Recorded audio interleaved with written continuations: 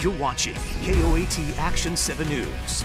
The Albuquerque Police Department for years has been paying police overtime they are not entitled to. Today, the results from another audit released for the same problem. Target 7's John Cardinelli looked into the audit. John, what are the findings here? Well, Kaylin, the 64-page audit is the 7th audit regarding APD overtime since the first report in May of 2014. And each of the reports had detailed findings and recommendations for the department to follow. This most recent audit suggests none of them were implemented. New Mexico's state auditor Brian Colon is calling APD and the city of Albuquerque to action. It's completely inappropriate to, years later, still not having policies and procedures in place to protect the citizens of Albuquerque when it comes to expenditures at APD. A new audit from Colon's office shows APD again having issues with monitoring overtime pay, a problem dating back to 2014. The most troubling thing is that we have had findings in the past that were essentially ignored by administration, and that is just going to be wholly unacceptable every single time. Past audits exposed there was a lack of monitoring when it comes to overtime pay. The most recent audit shows it's apparently still a problem. It found one APD employee utilized system software to approve their own time, resulting in over $8,000 in overtime. So where's the accountability? No, it absolutely should not have taken that many audits, and that's over a time period of about 7 years. That's APD spokesperson Gilbert Gallegos. He agrees the problems have been going on for far too long.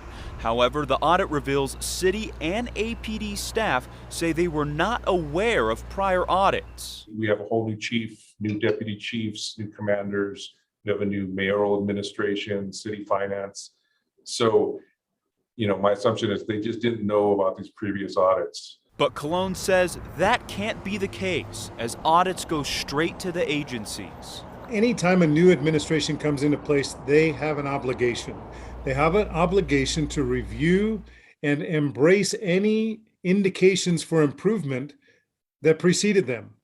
In this case, there was no review. Regardless of whether past audits were known of, Gallego says current police chief Harold Medina is looking at doing an internal audit and has formed a group to make sure recommendations are being followed. He has a group that's meeting every quarter, every 6 months, or what have you, and they take a look at where are we with those recommendations, who are the top 20 earners, or can we see any patterns, and then either say this is working great, let's continue on, or this isn't working. We have 24 or so recommendations that we want the city and APD to take seriously. If they do, that provides the accountability and transparency necessary to make sure that the citizens of Albuquerque are getting the kind of department that they deserve. And Colon says the state auditor's office will continue to follow up with APD and the city regarding overtime pay. The department's next annual audit will be in 2022. For Target 7, I'm John Cardinelli. John, thank you. Well, you may be wondering, how can a department ignore an audit for so long without legal action?